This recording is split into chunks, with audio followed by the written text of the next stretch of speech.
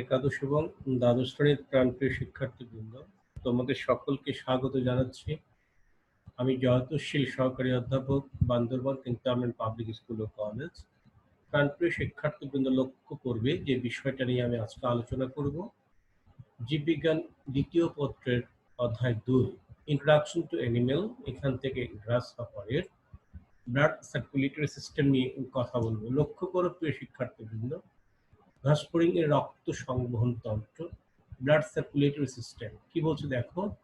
ঘাসফড়িং এর দেহে রক্তরূপী হিমোলেন সংবহনের জন্য হৃদযন্ত্ররূপী পৃষ্ঠীয় বাহিকা ও অন্যান্য বাহিকা নিয়ে গঠিত তন্ত্রকে রক্ত সংবহন তন্ত্র বলে। রক্তের পথ অনুসারে প্রাণীদেহে দু ধরনের রক্ত সংবহন তন্ত্র দেখা যায়, যেমন একটি হচ্ছে মুক্ত বা ওপেন বা ল্যাকিউনার, অন্যটি হচ্ছে বদ্ধ বা ক্লোজড। অর্থাৎ যে খেয়াল করো, আমরা পড়ছি ঘাসফড়িং এর রক্ত সংবহন তন্ত্র। এটি পড়তে গিয়ে আমরা দুটো বিষয় জানলাম, রক্ত কিভাবে কোন পথে পরিবাহিত হচ্ছে, সে পথ অনুসারে প্রাণীদেহে দু ধরনের রক্ত সংবহন তন্ত্র দেখা যায়। একটা হচ্ছে মুক্ত বা ওপেন, এটাকে ল্যাকুনার বলা হয়, এবং অপরটি হচ্ছে বদ্ধ বা ক্লোজড। মুক্ত সংবহন কি দেখো, মুক্ত রক্ত সংবহন তন্ত্র, সংক্ষেপে হয়তো মুক্ত সংবহন লিখেছে। খেয়াল করো, যে সংবহন তন্ত্রে রক্ত হৃদযন্ত্র থেকে নালিকা পথে বেরিয়ে উন্মুক্ত দেহ গহ্বরে প্রবেশ করে। এখানে লক্ষ্য করার মতো বিষয় হলো, সোজা কথা, রক্তটা দেহ গহ্বরে চলে আসে। আমি মানুষকে দিয়ে একটা উদাহরণ দিই এবং তোমাদের কাছে বিষয়টা ক্লিয়ার করে দিই। আমাদের শরীরের রক্তটা কখনোই বডি ক্যাভিটিতে আসে না, এটা হৃদযন্ত্র হৃদপিণ্ডে থাকে। মানুষের ক্ষেত্রে ঠিক হৃদযন্ত্র বলছে না, ঘাসফড়িং এর ক্ষেত্রে বলছে। কেন বলছে সেটারও ব্যাখ্যা আছে এবং সুস্পষ্ট ব্যাখ্যা আছে। মানুষের ক্ষেত্রে ধরে নাও, আমাদের যে হৃদপিণ্ড এবং যে রক্তবাহিকা, অর্থাৎ artery, vessels and blood capillaries, এর মধ্যেই রক্তটা সীমাবদ্ধ থাকে এবং সীমাবদ্ধ থেকে সমগ্র দেহের সমগ্র অংশে, সমগ্র শরীরে রক্তটাকে সার্কুলেট করছে। বাট ঘাসফড়িং এর ক্ষেত্রে ঠিক সেরকম না। ঘাসফড়িং এর ক্ষেত্রে রক্তটা বডি ক্যাভিটিতে চলে আসে এবং তাদের যে হৃদযন্ত্র বা যে রক্ত সংবহনের জন্য যে বাহিকা রয়েছে, অ্যাওর্টা বা পৃষ্ঠ যে বাহিকা, এখানে এমন কিছু ব্যবস্থা আছে, ছিদ্রপথ আছে, যার মাধ্যমে রক্তটা বডি ক্যাভিটিতে চলে আসে। যেহেতু রক্তটা বডি ক্যাভিটিতে চলে আসে, এই জন্য এটাকে মুক্ত বা ল্যাকিউনার। এবং যে ধরনের রক্ত সংবহনের রক্ত কখনোই বডি ক্যাভিটিতে আসবে না, হৃৎপিণ্ড এবং রক্ত বাহিকার ভেতর থেকেই সমগ্র দেহে রক্তটা সংবহিত হবে, সেটি হলো ক্লোজ। তাহলে খেয়াল করো, আশা করি বুঝছো। মুক্ত রক্ত সংবহন তন্ত্র, যে সংবহন তন্ত্রে রক্ত হৃদযন্ত্র থেকে নালিকা পথে বেরিয়ে উন্মুক্ত দেহ গহ্বরে প্রবেশ করে এবং দেহ গহ্বর থেকে পুনরায় নালিকা পথে হৃদযন্ত্রে ফিরে আসে, তার নাম মুক্ত সংবহন। অর্থাৎ রক্ত সবসময় রক্তবাহিকার মধ্য দিয়ে প্রবাহিত হয় না। পতঙ্গ বা ইনসেক্ট, এটা মোলাস্ক হবে, ময় আকারটা হবে না, মোলাস্কা, মোলাস্কা নয় মোলাস্কা, মোলাস্কা বা মোলাস্ক আকারটা হবে না। প্রভৃতি প্রাণীর দেহে এ ধরনের সংবহন দেখা যায়। বদ্ধ রক্ত সংবহন তন্ত্রের ক্ষেত্রে খেয়াল করবে, যে সংবহন তন্ত্রে রক্ত সবসময় রক্তবাহিকা ও হৃদযন্ত্রের মাধ্যমে সম্পূর্ণ আবদ্ধ থেকে প্রবাহিত হয় এবং কখনোই দেহ গহ্বরে মুক্ত হয় না, তাকে বলে বদ্ধ সংবহন বা বদ্ধ রক্ত সংবহন তন্ত্র বা সংবহন। যাই হোক, অ্যানিলিডা বা অ্যানিলিড জাতীয় নন কর্ডেট প্রাণীদেহে এবং কর্ডেট প্রাণীতে এ ধরনের সংবহন দেখা যায়। কর্ডেট আমরা মানুষ, হোমো স্যাপিয়েন্স। অ্যানিলিড হচ্ছে মিট্রিফিলিক পশ্চিমা, ক্যাচো, যোগ, এই জাতীয় প্রাণী। মুক্ত এবং বদ্ধ সংবহন তন্ত্রের মধ্যে ডিফারেন্সটা কি দেখো, পার্থক্যটা। Difference in between open or, lacunar and close blood circulatory system. মুক্ততে দেখো, এই ধরনের সংবহন তন্ত্রে রক্ত হৃদযন্ত্র, রক্তবাহিকা ও বিভিন্ন সাইনাস, সাইনাস মানে ক্যাভিটি মানে ফাঁকা জায়গা, সাইনাসে অবস্থান করে। আর বদ্ধ সংবহন তন্ত্রের ক্ষেত্রে দেখো কি বলছে, এই ধরনের সংবহন তন্ত্রে রক্ত হৃদযন্ত্র ও রক্তবাহিকার অভ্যন্তরে অবস্থান করে। অর্থাৎ কখনোই রক্ত কোথায় আসবে না, রক্ত কখনোই সাইনাসের ক্যাভিটিতে আসবে না। হৃদযন্ত্র সংক্ষিপ্ত রক্তনালী ও সাইনাস নিয়ে এটি গঠিত। এখানে হৃদযন্ত্র, শিরা, ধমনী ও কোষিক জালিকা সমন্বয়ে এটি গঠিত হয়। এক্ষেত্রে দেহ গহ্বরে রক্ত প্রবেশ করে, এই জন্য একে হিমোসিল বলে। খেয়াল করো, হিমোসিল কি যদি বলে, আর যদি কিছু লিখতে না পারো লিখে দাও, রক্তপূর্ণ দেহ গহ্বর। ঘাসফড়িংয়ে পাওয়া যায়, ইনসেক্টদের ক্ষেত্রে পাওয়া যায়, ককরোচে পাওয়া যায়। রক্তপূর্ণ দেহ গহ্বর এটাই বলে। এক্ষেত্রে দেহ গহ্বরে রক্ত প্রবেশ করে না। দেখো, মুক্ত রক্ত সংবহন তন্ত্রের ক্ষেত্রে রক্ত সরাসরি কোষ টিস্যুর সংস্পর্শে এসে পুষ্টি পদার্থ ও গ্যাসের বিনিময় ঘটে। কেন? যেহেতু রক্তটা বডি ক্যাভিটিতে চলে আসতে পারে, বিভিন্ন সাইনাস, অঙ্গের সাইনাসে চলে আসতে পারে, তাহলে সেক্ষেত্রে রক্তটা সরাসরি কোষটাকে আপ্লুত করে ভিজিয়ে দিয়ে রক্তের কাছে আসে। বাট এখানে রক্ত কোষ টিস্যুর সরাসরি সংস্পর্শে আসে না, টিস্যু রসের মাধ্যমে পুষ্টি পদার্থ ও গ্যাসের বিনিময় ঘটে। অর্থাৎ ব্লাড ভেসেল বা রক্তবাহিকা যেটা আছে এবং কোষের ফাঁকে ফাঁকে বা টিস্যু ফাঁকে ফাঁকে যে মানে এক ধরনের ফ্লুইড থাকে, টিস্যু রস, ধরে নাও যে লিম্ফ জাতীয় উপাদান, এর মধ্যে বিনিময় ঘটে। ব্যাপক প্রক্রিয়ার মাধ্যমে রক্ত থেকে পুষ্টি এবং উৎসেচক জাতীয় উপাদানের বিনিময় ঘটছে। আর্থ্রোপোডা ও মোলাস্কা পর্বের প্রাণীতে দেখা যায় মুক্ত রক্ত সংবহন তন্ত্র।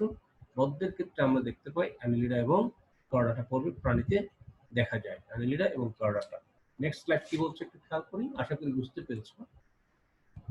ঘাসফড়িংয়ের রক্ত সংবহন তন্ত্র অনুন্নত এবং মুক্ত ধরনের এবং তিনটি প্রধান অংশে বিভক্ত। এটি মনে রাখবো, এমসিকিউতে আসবে, মেডিকেল ভর্তি পরীক্ষায় আসবে। হিমোসিল, হিমোলিম্ফ পৃষ্ঠীয় বাহিকা, হিমোসিল ক্লিয়ার করে যাও। কোচিং করতে গেলে ভাইয়ারা পড়াবে, হয়তো আমাদের চেয়ে ভালো পড়াবে, যাই হোক সেটা তোমরা তখন শিখে নিও, এখন আমাদের কাছ থেকে শিখে নাও যাতে বোর্ড এক্সামে ভালো করতে পারো। হিমোসিল কি লিখে দাও, রক্তপূর্ণ দেহ গহ্বর, আর্থ্রোপোডা পর্বের প্রাণীতে পাওয়া যায়, ইনসেক্ট শ্রেণীর প্রাণীতে দেখা যায়, ঘাসফড়িং, গ্রাসহপার, কোয়েকলিসেরাস ভিক্টাস এবং ককরোচ যেটা পেরিপ্রাণিচা আমেরিকানাদের ক্ষেত্রে দেখা যায়। এদের দেখো, ঘাসফড়িং এর রক্ত সংবহন তন্ত্রে আছে হিমোসিল, তার বডি ক্যাভিটি, হিমোলিম্ফ তার রক্তটা, দেখো ঠিক মানুষের রক্তের মতো নয়, নামটা দেওয়া হয়েছে হিমোলিম্ফ, এবং পৃষ্ঠীয় বাহিকা বা ডর্সাল ভ্যাসেলস। নিচে সব অংশের বর্ণনা দেওয়া হলো। হিমোসিল খেয়াল করো, গ্রিক হেইমা ইকুয়াল টু ব্লাড এবং কাইলোমা ইকুয়াল টু গহ্বর। সোজা কত, রক্তপূর্ণ দেহ গহ্বর। ভ্রূণীয় বা এমব্রায়োনিক যে ডেভেলপমেন্ট, সেই ডেভেলপমেন্টের সময় প্রধান সিলোমিক গহ্বর, তার যে সিলোমিক ক্যাভিটি, সিলোমের সংজ্ঞা তোমরা জানো, প্রকৃত দেহ গহ্বর যেটা ভ্রূণের মেজোরাম নামক লেয়ার থেকে উৎপন্ন হয়, এবং এই গহ্বরটি দুদিক থেকে, বাহিরের দিক থেকে প্যারাটাল পেরিটোনিয়াম, ভেতরের দিক থেকে ভিসারাল পেরিটোনিয়াম নামক পর্দা দ্বারা আবৃত থাকে, সেটি হলো সিলোম। বাট এই সকল ক্ষেত্রে কি হয়, ভ্রূণীয় পরিস্ফুটনের সময় প্রধান সিলোমিক গহ্বর ব্লাস্টোসিলের সঙ্গে একীভূত হয়ে ব্লাস্টোসিলের মেমব্রেন ফেটে যাওয়াতে দুটা গহ্বর একীভূত হয়ে যায়, যে নতুন গহ্বর সৃষ্টি হয় তাকে হিমোসিল বা মিক্সোসিল বলে। ব্লাস্টোসিল একটা ক্যাভিটি, সিলোমিক ক্যাভিটি একটা ক্যাভিটি, বাট ব্লাস্টোসিলের মেমব্রেন ফেটে যাওয়াতে দুটো ক্যাভিটি এক হয়ে যায় এবং যে নতুন গহ্বর সৃষ্টি হয় তখন তাকে বলা হয় হিমোসিল বা মিক্সোসিল। এত কিছু বলতে যদি অসুবিধা হয়, তোমাকে হিমোসিলের সংজ্ঞা চাইলে তুমি সোজাসুজি লিখে দাও, আর্থ্রোপোডা পর্বের প্রাণীদের বডি ক্যাভিটি বা গ্রাসহপারের বডি ক্যাভিটি বা ককরোচের বডি ক্যাভিটি, আসলে বডি ক্যাভিটিকে হিমোসিল বলা হয়, কারণ এই বডি ক্যাভিটির মধ্য দিয়ে রক্তটা অর্থাৎ হিমোলিন পরিবাহিত বা প্রবাহিত বা সংবহিত হয়। আসল কথা হলো ভ্রূণীয়, এটা বুঝে রাখো, লার্ভাল ডেভেলপমেন্টের সরি এমব্রায়োনিক ডেভেলপমেন্টের সময়, আমি আরেকবার বলছি, নট লার্ভাল, এমব্রায়োনিক ডেভেলপমেন্টের সময় প্রধান সিলোমিক গহ্বর, প্রকৃত যে দেহ গহ্বর, তার সাথে ব্লাস্টোসিল, এটা একটা ক্যাভিটি, এই ব্লাস্টোসিল, এই সিলোমিক ক্যাভিটিটা ব্লাস্টোসিলের সাথে একীভূত হয়ে যায়, কারণ ব্লাস্টোসিলের প্রাচীর ফেটে যায়, ফলে নতুন গহ্বর সৃষ্টি হয়, তখন তাকে হিমোসিল বা মিক্সোসিল বলে। হিমোসিল তখন মেজোরার্মাল পেরিটোনিয়ামের পরিবর্তে বহিঃকোষীয় মাতৃকায় আবৃত হয়। এই যে শর্ত, বারবার বলছে সিলোমের যে শর্ত, পেরিটোনিয়াম পর্দা, এই পেরিটোনিয়াম পর্দার পরিবর্তে এক্সট্রা সেলুলার ম্যাট্রিক্স দ্বারা আবৃত হয়। এটি রক্তপূর্ণ থাকে। এটাই খেয়াল করবা। হিমোসিল তখন মেসোডার্মাল পেরিটোনিয়ামের পরিবর্তে বহিঃকোষীয় মাতৃকায় আবৃত হয়। এটি রক্তপূর্ণ থাকে। গাসপারিংয়ের হিমোসিল দুটি অনুপ্রস্থ পর্দা দিয়ে 3টি প্রকোষ্ঠ বা সাইনাসে বিভক্ত। স্বাভাবিকভাবে একটা চেম্বারে যদি দুটি পর্দা থাকে সেখানে 3টি চেম্বারের আবির্ভাব ঘটবে। গাসপারিংয়ের হিমোসিল দুটি অনুপ্রস্থ বা পর্দা বা ডায়াফ্রাম দ্বারা 3টি প্রকোষ্ঠ বা সাইনাসে বিভক্ত। হৃদযন্ত্রের তলদেশ বরাবর অবস্থিত পর্দাকে পৃষ্ঠীয় পর্দা, স্নায়ুরজ্জুর ঠিক উপরে বিস্তৃত পর্দাকে অঙ্কীয় পর্দা বলে। এসব পর্দার উপস্থিতির ফলে সৃষ্ট সাইনাস 3টি নিম্নরূপ। আমরা এখানে খুব বেশি একটা কিছু বুঝবো না, যতটুকু বুঝি খেয়াল করে। মস্তক, এইটা হচ্ছে পৃষ্ঠীয় বাহিকার একটা অংশ, সম্মুখ অ্যাওর্টা, এবং এইগুলো হচ্ছে 1, 2, 3, 4, 5, 6, এগুলো হচ্ছে অ্যালারি পেশি। এগুলো হচ্ছে অ্যালারি পেশি, সেগুলোকে আরো পরে আমরা জানবো। এবং এই হৃদযন্ত্র এখানে প্রকোষ্ঠ কয়টি? 1, 2, 3, 4, 5, 6, 7টি চেম্বার আমরা দেখতে পাচ্ছি গাসপারিংয়ের রক্ত সংবহন তন্ত্রে। প্রতিটি চেম্বারই কিন্তু হৃৎপিণ্ডের অংশ। এটা বাহিকা, এটা পশ্চাৎ বাহিকা, পশ্চাৎ অ্যারোটা, এটা সম্মুখ অ্যারোটা। আসলে পুরোটাই পৃষ্ঠীয় বাহিকা, এটাও পৃষ্ঠীয় বাহিকা, এটাও পৃষ্ঠীয় বাহিকা। এইটা হলো হৃদযন্ত্র। আমাদের হৃদযন্ত্র যে শেপ বা যে প্রকোষ্ঠ, ঠিক সেভাবে না, এটাতে একাধিক প্রকোষ্ঠ পরপর সজ্জিত। এই ধরনের হৃৎপিণ্ডটাকে আমরা হৃদযন্ত্র আকারে বলছি আর কি, হৃদযন্ত্র আকারে বলছি। এটা মূলত গাসপারিং বার্সোলার পৃষ্ঠদেশে। এটার নিচে একটা পর্দা, তারপর থাকবে ডাইজেস্টিভ ট্র্যাক্ট, এরপরে আরেকটি পর্দা, সেটা নিচে থাকবে স্নায়ুরজ্জু। একটু পরে আমরা দেখব। দেখো ওই সাইনাসের 3টা কিভাবে বলছি দেখো। এসব পর্দার উপস্থিতির ফলে সৃষ্ট সাইনাস 3টি নিম্নরূপ। 3টি sinus. Number 1 pericardial sinus. Cardial কথাটা হৃৎপিণ্ড থেকে, এটি পৃষ্ঠীয় পর্দার ঠিক উপরে অবস্থিত, এতে হৃদযন্ত্র অবস্থান করে। এই যে চেম্বার, 2টা পর্দা থাকে, 3টা চেম্বার হয়ে গেল। একটি চেম্বার 3টা চেম্বার ভাগ হয়ে গেল। একটি পর্দা থাকে হৃৎপিণ্ডের নিচে, তাহলে এটি পৃষ্ঠীয় পর্দার ঠিক উপরে এবং এতে হৃদযন্ত্র অবস্থান করে। পেরিভিসেরাল, এটা ঠিক মাঝখানেরটা। উপরে থাকে পৃষ্ঠীয় পর্দা এবং পৃষ্ঠীয় পর্দার অবশ্যই নিচে এটাতে কোষ্ঠিক নালী থাকে, আর নিচেই থাকে আরেকটি পর্দা, অঙ্কীয় পর্দাটা। এবং অঙ্কীয় পর্দার ঠিক নিচেই থাকে পেরিনিউরাল সাইনাস। এটি অঙ্কীয় পর্দার নিচে অবস্থিত গহ্বর, এতে স্নায়ুরজ্জু অবস্থান করে। পর্দাগুলো ছিদ্রযুক্ত হওয়ায় রক্ত প্রয়োজন মতো এক সাইনাস থেকে অন্য সাইনাসে যাতায়াত করতে পারে। অঙ্কীয় পর্দাটি পায়ের ভেতরেও বিস্তৃত। কাজ দেখো, হিমোসিল দেহের বিভিন্ন অঙ্গ, রক্ত ও লসিকা ধারণ করে, এর মাধ্যমে খাদ্যরস ও বর্জ্যবস্তু পরিবাহিত হয়। হিমোলিম্ফটা দেখো, বা রক্ত, বর্ণহীন প্লাজমা, প্লাজমা মানে রক্তরস, এবং এর মধ্যে ভাসমান অসংখ্য বর্ণহীন রক্তকণিকা বা হিমোসাইট। পরীক্ষায় প্রশ্ন হয় হিমোসাইট কি, লিখে দাও। ঘাসফড়িংয়ের যে রক্তকণিকা তাকে বলা হয় হিমোসাইট। নিয়ে ঘাসফড়িংয়ের রক্ত গঠিত, কি কি নিয়ে? প্লাজমা বা রক্তরস এবং রক্তকণিকা বা হিমোসাইট। রক্ত হিমোসিল নামক গহ্বরে লসিকার সাথে মিশ্রিত অবস্থায় থাকে বলে গাসপারিং সহ বিভিন্ন পতঙ্গের রক্তকে হিমোলিম্ফ বলে। পরীক্ষায় এই প্রশ্নটা হয়, হিমোলিম্ফ কি বলো? গাসপারিং এর রক্তকে মূলত হিমোলিম্ফ বলা হয়। কারণ কি বলছে দেখো, এই যে দেখো, রক্ত যেটা যদি লাল কালার নয়, সেটা পরে আমি আসছি। হিমোসিল নামক গহ্বরে, গাসপারিং এর দেহ গহ্বরের নাম হিমোসিল। রক্ত হিমোসিল নামক গহ্বরে লসিকার সাথে লিম্ফ, যেটা টিস্যু রস, মিশ্রিত অবস্থায় থাকে বলে গাসপারিং সহ বিভিন্ন পতঙ্গের রক্তকে হিমোলিম্ফ বলে। হিমোগ্লোবিন বা অন্য কোনো ধরনের রেসপিরেটরি পিগমেন্ট বা শ্বাসরঞ্জক না থাকায় এর রক্ত বর্ণহীন, শ্বসনের তেমন কোনো ভূমিকা রাখে না। কেন ভূমিকা রাখে না? হিমোগ্লোবিন না থাকায়। হিমোগ্লোবিন বা অন্য কোনো ধরনের শ্বাসরঞ্জক না থাকায় এর রক্ত বর্ণহীন, শ্বসনে কোনো ভূমিকা রাখে না। কাজ দেখো, খাদ্যসার, রেচন দ্রব্য, হরমোন ইত্যাদি পরিবহনে ভূমিকা রাখে। অ্যামিনো অ্যাসিড, কার্বোহাইড্রেট প্রভৃতি জমা রাখা বা রাখে এবং জীবাণু ধ্বংস করা, রক্ত জমাট বাঁধার ক্ষেত্রে অর্থাৎ তন্ত্রণে সাহায্য করা। তারপরে কি বলছে, এবং ডানার সঞ্চালন ও খোলস মোচনে সহায়তা করা হিমোলিম্ফের কাজ। দেখো, এই যে আসলে পরের স্লাইডগুলো তারা আছে কিনা বিস্তারিত জানি না, না থাকলে এখানে হয়তো কিছুটা বোঝানো যাবে। তারপর এখানে একটু খেয়াল করি, এই যে দেখো, এই যে অস্টিয়াম, এগুলো কিছু ছিদ্রপথ। এই যে দেখো অস্টিয়াম, এই যে এখান থেকে রক্ত এখানে যাচ্ছে, এটা থেকে রক্ত এখানে যাচ্ছে, এইভাবে রক্তটা রক্ত পরিবাহিত হয়। এই যে দেখো, এই রক্ত কিভাবে পেছন থেকে সামনের দিকে যাচ্ছে। এই যে কপাটিকা, এই কপাটিকা কি করছে, এই যে একবার বন্ধ হচ্ছে, একবার খুলছে। খুললে রক্তটা কোথায় যাচ্ছে, বন্ধ হলে এইদিকে খুলছে, তখন রক্ত কিভাবে, যে অস্টিয়ামটা এখন খোলা, অস্টিয়ামটা এখন বন্ধ। এই হৃদযন্ত্রের প্রকোষ্ঠ দেখো, এই একটা থেকে রক্ত সামনে কিভাবে যাচ্ছে, এই যে একটা থেকে রক্ত সামনে কিভাবে পরিবাহিত হচ্ছে। অস্টিয়াম খোলা, অস্টিয়াম বন্ধ। অস্টিয়াম কখন খোলা, এই দেখো কপাটিকা যখন কাছাকাছি লেগে গেছে অস্টিয়াম খুলে গেছে, আবার কপাটিকা খুলে গেছে, অস্টিয়াম বন্ধ হয়ে গেছে।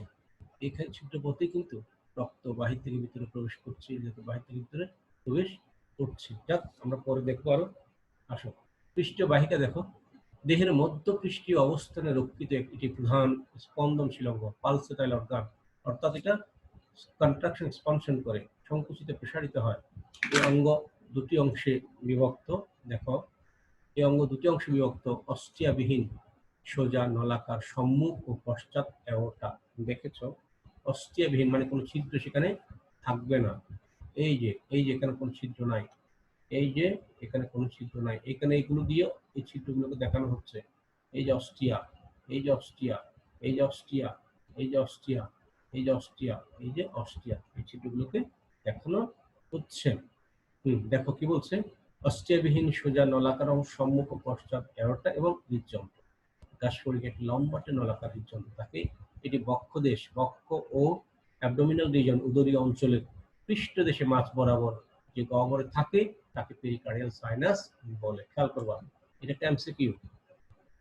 গাসফড়িক বা আরশোলা হৃদযন্ত্র থাকে কোথায়, পেরিকার্ডিয়াল সাইনাসে। কার্ডিয়া কথাটা হৃৎপিণ্ড থেকে, অর্থাৎ পৃষ্ঠপর্দার উপরে, পৃষ্ঠপর্দার উপর, তার টার্গামের নিচে, এবং তার সাইনাসের যে পৃষ্ঠীয় পর্দা সেটা ঠিক উপরে অবস্থান করে। এটি বক্ষ ও উদরীয় অঞ্চলের পৃষ্ঠদেশে মাঝ বরাবর যে গহ্বরে থাকে তাকে পেরিকার্ডিয়াল সাইনাস বলে। আচ্ছা, এরপর দেখো, হৃদযন্ত্রের 7টি ফানেলাকার প্রকোষ্ঠে বিভক্ত। খেয়াল করো, এই দেখো 1 2 3 4 5 6 7, 7টি ফানেলের মতো প্রকোষ্ঠ আছে। হ্যাঁ, তারপর কি বলছে খেয়াল করো, হৃদযন্ত্রটি 7টি ফানেলাকার প্রকোষ্ঠে বিভক্ত। প্রতিটি প্রকোষ্ঠের পার্শ্বীয় দিকে একটি করে মোট এক জোড়া ছিদ্র রয়েছে। এগুলো আমি দেখিয়েছি, একটি করে এক জোড়া। এই যে এই পার্শ্বীয় দেশে একটি একটি এক জোড়া, এই যে একটি একটি এক জোড়া, এইভাবে এই যে দেখো, এই যে এক জোড়া, এই যে দেখো এক জোড়া ছিদ্র রয়েছে। তারপর দেখো, ছিদ্রগুলোকে বলা হয় অস্টিয়া। এই অস্টিয়া শব্দটা আমরা আরো একটা জায়গায় পেয়েছিলাম, পরিফেরা পর্বের প্রাণীদের ক্ষেত্রে। আর তো পরিফেরা, পোর বিয়ারিং, এই পোরগুলোর নাম ছিদ্র, এখানেও এই পোরগুলোর নাম ছিদ্র। প্রতিটি অস্টিয়ামে কপাটিকা থাকে, ভাগ থাকে, যা রক্তকে হৃদযন্ত্রে শুধু প্রবেশ করতে দেয়, বের হতে দেয় না। এই কপাটিকার মাধ্যমে রক্তটা শুধু হৃৎপিণ্ডে, হৃদযন্ত্রে প্রবেশ করবে, কিন্তু হৃদযন্ত্র থেকে বাইরে বের হতে দেবে না। এটা যেন মনে থাকে। প্রতিটি অস্টিয়ামে কপাটিকা থাকে, যা কি করে, যা রক্তকে হৃদযন্ত্রে শুধু প্রবেশ করতে দেয়, বের হতে দেয় না। টার্গামের অঙ্কীয় তলের দুপাশ, টার্গাম কোনটা, গাসফড়িং এর পৃষ্ঠদেশ টার্গাম, অঙ্কীয় দেশ স্টার্নাম। টার্গামের অঙ্কীয় দেশে, টার্গামের অঙ্কীয় তলের দুপাশ থেকে অ্যালারি পেশি নামক ত্রিকোণাকার পাখার মতো বিশেষ ধরনের পেশি উৎপন্ন হয়ে পেরিকার্ডিয়াল সাইনাসের প্রাচীরে যুক্ত হয় এবং হৃদযন্ত্রের পার্শ্বীয়, এখানে একটা র্যাব হবে, অঙ্কীয় দেশেও যুক্ত থাকে। গাসফড়িং এর 6 জোড়া, এটা একটা এমসিকিউ, মেডিকেল ভর্তি পরীক্ষায় আসবে। গাসফড়িং এর অ্যালারি পেশি 6 জোড়া, গাসফড়িং এর অ্যালারি পেশি 6 জোড়া, এবং এদের আকার ত্রিকোণাকার। এগুলোর সংকোচন প্রসারণ রক্ত সংবহনে গুরুত্বপূর্ণ ভূমিকা পালন করে। এখান থেকে আর খেয়াল করো, টার্গাম শুরুর দিকে বলেছি যখন তার এক্সটার্নাল মরফোলজি পড়িয়েছিলাম। টার্গাম হচ্ছে পৃষ্ঠদেশ, স্টার্নাম হচ্ছে অঙ্কীয় দেশ। টার্গামের, তোমার হাতটাকে এভাবে করো, হাতের অঙ্কীয় তলটা স্টার্নাম, উপর তলটা হচ্ছে টার্গাম। এই টার্গামের নিচে, এটা যেহেতু একটা চেম্বারের মতো, যে টার্গামের নিচে বা অঙ্কীয় তলের দুপাশ থেকে অ্যালারি পেশি বের হয়, ত্রিকোণাকার পেশি। এই পেশিগুলো পেরিকার্ডিয়াল সাইনাসের প্রাচীরে যুক্ত হয়, পেরিকার্ডিয়াল সাইনাসের যে প্রাচীর, সে প্রাচীরও যুক্ত হবে, এবং হৃদযন্ত্রের অঙ্কীয় পার্শ্বীয় বা পার্শ্বীয় অঙ্কীয় দেশও যুক্ত থাকে। পার্শ্বীয় বানানটা একটা রেব হবে। গাসফড়িং এর 6 জোড়া অ্যালারি পেশি থাকে। এই পেশিগুলো মূলত সংকোচন প্রসারণে, রক্ত সংবহনে গুরুত্বপূর্ণ ভূমিকা পালন করে। এই সেই অ্যালারি পেশি, হৃদযন্ত্রের সাথেও যুক্ত, আবার পেরিকার্ডিয়াল সাইনাসের প্রাচীরের সাথেও যুক্ত। এবং কন্ট্রাকশন এক্সপানশনের মাধ্যমে এরা যখন সংকুচিত হবে তখন এক ধরনের অবস্থা, যখন প্রসারিত হবে তখন আরেক ধরনের অবস্থা। কি হতো আমরা সেটা দিকে আমি এখন বললেই, সামনে আসো আমি বলছি, খেয়াল করো। রক্তটা কিভাবে সংবহিত হয়, মেকানিজম অফ ব্লাড সার্কুলেশন। হৃদযন্ত্র ও অ্যালারি পেশির সংকোচন প্রসারণের ফলেই হৃদযন্ত্রটাও কন্ট্রাকশন এক্সপানশন অর্থাৎ সংকুচিত প্রসারিত হবে, অ্যালারি পেশিও সংকুচিত প্রসারিত হবে, ফলে ঘাসফড়িংয়ের দেহের বিভিন্ন অঞ্চলে রক্ত প্রবাহিত হয়। হৃদযন্ত্রের প্রত্যেক প্রকোষ্ঠ ক্রমাগত ঢেউয়ের মতো সংকুচিত প্রসারিত হয়। ঘাসফড়িংয়ের হৃদযন্ত্রের স্পন্দন প্রতি মিনিটে এমসিকিউ 100 থেকে 110 বার, প্রতি মিনিটে 100 থেকে 110 বার। রক্ত সংবহন প্রক্রিয়াটি নিম্নোক্তভাবে সম্পাদিত হয়। অ্যালারি পেশির সংকোচনের ফলে, অ্যালারি পেশি যখন সংকুচিত হবে তখন কি হচ্ছে দেখো, অ্যালারি পেশির সংকোচনের ফলে রক্ত পেরিকার্ডিয়াল সাইনাস থেকে অস্টিয়ার মাধ্যমে হৃদযন্ত্রে প্রবেশ করে। রক্ত যেহেতু বডি ক্যাভিটিতে চলে আসে, সেই বডি ক্যাভিটি থেকে রক্তটা পেরিকার্ডিয়াল সাইনাস থেকে, অর্থাৎ যেখানে হৃদযন্ত্রটা যে গহ্বরে থাকে সেই গহ্বর থেকে অস্টিয়ার মাধ্যমে, অস্টিয়ার যে হৃদযন্ত্র দুই পাশে ছিদ্র, অস্টিয়ার মাধ্যমে হৃদযন্ত্রে প্রবেশ করে। কখন? অ্যালারি পেশি সংকোচনে। অ্যালারি পেশি সংকুচিত হলে অ্যালারি পেশি টান টান হয়ে ওয়ালের দিকে চলে যাবে, তখন হৃদযন্ত্র প্রসারিত হবে। ঠিক সেই সময় অস্টিয়ার মাধ্যমে বডি ক্যাভিটি থেকে হৃদযন্ত্রে রক্তটা প্রবেশ করে। পরে হৃদযন্ত্র পর্যায়ক্রমে পিছন থেকে, ওই যে পশ্চাৎ যে অ্যারোটা আছে সেদিক থেকে সামনের দিকে ঢেউয়ের মতো, খেয়াল করো, পরে হৃদযন্ত্র পর্যায়ক্রমে পিছন দিক থেকে সামনের দিকে সংকুচিত হওয়ায় রক্ত সম্মুখে প্রবাহিত হয় এবং অ্যাওটার ভিতর দিয়ে হিমোসিলে পৌঁছায়। ক্রমান্বয়ে যে প্রত্যেকটা চেম্বার হয়ে হয়ে প্রত্যেকটা চেম্বার হয়ে হৃদযন্ত্র প্রতিটি প্রকোষ্ঠ হয়ে হয়ে সামনের দিকে অ্যাওটায় যাবে এবং অ্যাওটার ভেতর দিয়ে সেটা মস্তিষ্কের সাইনাসেও যায়, হিমোসিলও চলে যায়। অস্টিয়ায় কপাটিকা থাকায় রক্ত হৃদযন্ত্র থেকে বাইরে আসতে পারে না। একইভাবে হৃদযন্ত্রের প্রকোষ্ঠ সমূহের সংযোগস্থলে কপাটিকা থাকে। খেয়াল করো, অস্টিয়াতে কপাটিকা আছে, অস্টিয়ায় কপাটিকা থাকায় রক্ত হৃদযন্ত্র থেকে বাইরে আসতে পারে না। অস্টিয়াগুলো বাল্ব দ্বারা নিয়ন্ত্রিত, রক্তটা প্রবেশ করবে, বাইরে আসতে পারবে না। আবার চেম্বারগুলো কিন্তু একে অপরের সাথে কপাটিকা দ্বারা যুক্ত। একইভাবে হৃদযন্ত্রের প্রকোষ্ঠ সমূহের সংযোগস্থলে কপাটিকা থাকায় রক্ত পিছন দিকে প্রবাহিত হতে পারে না, কারণ রক্তটা শুধু সামনের দিকে যাবে, পেছন দিকে আসতে গেলে কপাটিকা বন্ধ হয়ে যাবে, বলে আর রক্ত পেছনে আসতে পারে না। রক্ত প্রথমে মস্তকে প্রবেশ করে এবং ধীরে ধীরে পেছন দিকে প্রবাহিত হয়। হৃদযন্ত্র যখন আবার প্রসারিত হয় তখন হিমোসিল থেকে পেরিকার্ডিয়ামের প্রাচীরের ছিদ্র পথে রক্ত পেরিকার্ডিয়াল সাইনাসে ফিরে আসে। কখন? হৃদপিণ্ড যখন আবার প্রসারিত হয় তখন হিমোসিল থেকে রক্তটা পেরিকার্ডিয়ামের প্রাচীরের যে ছিদ্রপথ, এটা পেরিকার্ডিয়াল সাইনাসে ফিরে আসে। আচ্ছা, ঘাসফড়িং এর সমগ্র দেহে একবার রক্ত প্রবাহ সম্পন্ন হতে 30 থেকে 60 মিনিট সময় লাগে। এটা একটা এমসিকিউ, এটা দেখে নিও। এই যে খেয়াল করো, আচ্ছা যাই হোক, তেমন বেশি নয়, একটু দেখে নিলাম, এইটুকু তো আমরা পড়লাম। এই যে খেয়াল করো, এটা হচ্ছে সম্মুখ অ্যারোটা, এইটা হচ্ছে পশ্চাৎ অ্যারোটা। 1 2 3 4 5 6 7, এই 7টা হচ্ছে হৃদপিণ্ডের চেম্বার, তার কারণে সব মিলে এটাকে হৃদযন্ত্র বলা হচ্ছে। ক্লিয়ার করছো? এই হচ্ছে অ্যালারি পেশি। এই অ্যালারি পেশি হৃদপিণ্ডের সাথেও যুক্ত। আবার এই যে এই সাইনাসটা, এই যে এখান থেকে টোটাল সাইনাসটা, এই একটা পর্দা, এই একটা পর্দা, তিনটা সাইনাস, এই একটা সাইনাস, এই একটা সাইনাস এবং এই একটা সাইনাস, তিনটা সাইনাস। বেসিক্যালি এই যে এখানে কিভাবে রক্তটা প্রবাহিত সেখানে দেখালো। এই পেশি যখন সংকুচিত হয় তখন এটা প্রসারিত হয়, তখন রক্তর অস্টিয়ার মাধ্যমে এখানে, এই যে এখানে প্রবেশ করে, প্রবেশ করে প্রত্যেকটা প্রত্যেকটা চেম্বারে প্রবেশ করে। প্রবেশ করার পর এদিক থেকে ক্রমান্বয়ে সংকুচন প্রসারণের মাধ্যমে এই কপাটিকা যখন খুলে যায়, এই যে তখন সামনের চেম্বারে রক্তটা যাবে। আবার পেছন দিকে রক্ত আসতে গেলে এই কপাটিকা বন্ধ হয়ে যায়, ফলে রক্ত পেছনে আর আসতে পারে না। এইভাবে করে সম্মুখে ওটা আসে এবং মস্তকে আসে। আবার এইখান থেকে এই রক্তটা হিমোসিলে এইদিকে চলে আসে, এইদিকে চলে আসে পেরিভিসারাল সাইনাসে। পেরিভিসারাল সাইনাসে আসলে বেসিক্যালি উভয় দিকে, এটা উভমুখী, রক্তটা এদিকেও যেতে পারে, এদিকেও আসতে পারে, অর্থাৎ এখান থেকে এখানেও যেতে পারে, এখান থেকে এখানেও আসতে পারে, আবার এখান থেকে এখানেও আসে।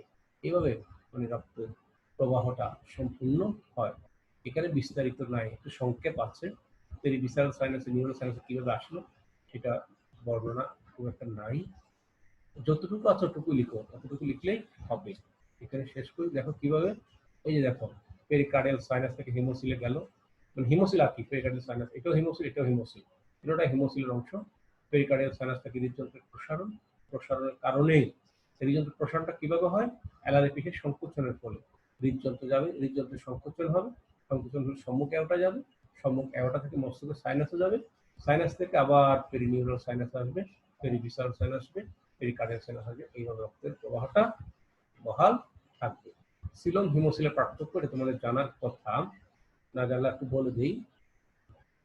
এটা অবশ্যই মেদুলাম উদ্ভূত পেরিটোনিয়াম আবরণে পরিবৃত দেহপ্রাচীর ও পৌষ্টিকনালীর মধ্যবর্তী সিলোমিক রসপূর্ণ গহ্বর। দেখো, এটাই হলো প্রকৃত দেহ গহ্বর। ভ্রূণের মেজোরাম থেকে উৎপন্ন হবে, পেরিটোনিয়াম পর্দা দ্বারা আবৃত থাকবে উভয় দিক থেকেই, দেহপ্রাচীরের দিক থেকেও পৌষ্টিকনালীর দিক থেকেও। এটা বলছে মেজোরাম উদ্ভূত পেরিটোনিয়াম আবরণবিহীন দেহপ্রাচীর ও পৌষ্টিকনালীর মধ্যবর্তী রক্তকণিক গহ্বর।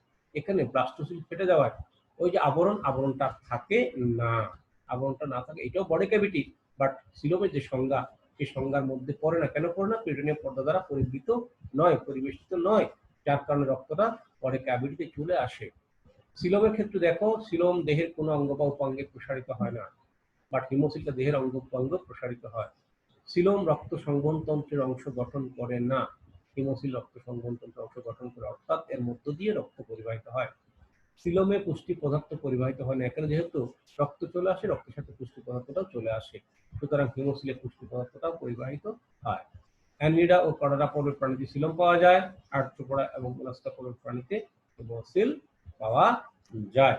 মোটামুটি এখানেই শেষ। শেষ করার আগে দেখি শুরুর দিকে আমরা কিভাবে করেছিলাম, একটু যাই। Very good. রাসায়নিক রক্ত সংবহন তো করিয়েছি, মুক্ত বদ্ধতা ব্যাখ্যা দিলাম, পার্থক্যটা বললাম, তারপরে রক্ত সংবহন তন্ত্রের গঠনটাও আমরা পড়লাম, এরপরে প্রক্রিয়াটাও পড়লাম, প্রক্রিয়া চিত্রের মাধ্যমে দেখালাম।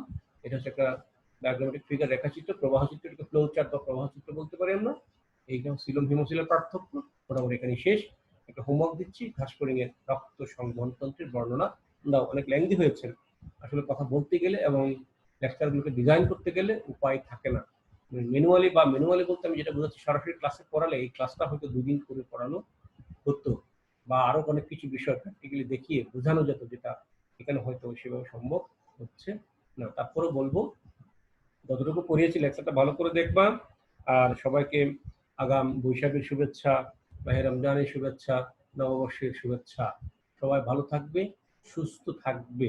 যে কথাগুলো বারে বারে বলি, যত পড়ো তত বড়। The more you read, the greater you are. Read more and more, time will be yours. কথাগুলো যেন মনে থাকে। ছাড়ো ফেসবুক, ধরো টেক্সট বুক। যত পড়ো তত বড়। পড়তে পড়তে জীবন বড়। হোমওয়ার্কটা কি দিলাম? ঘাসফড়িং এর রক্ত সংবহন তন্ত্রের বর্ণনা দাও। আজ পর্যন্তই। ভালো থাকবে, সুস্থ থাকবে। Best of luck. Thank you very much.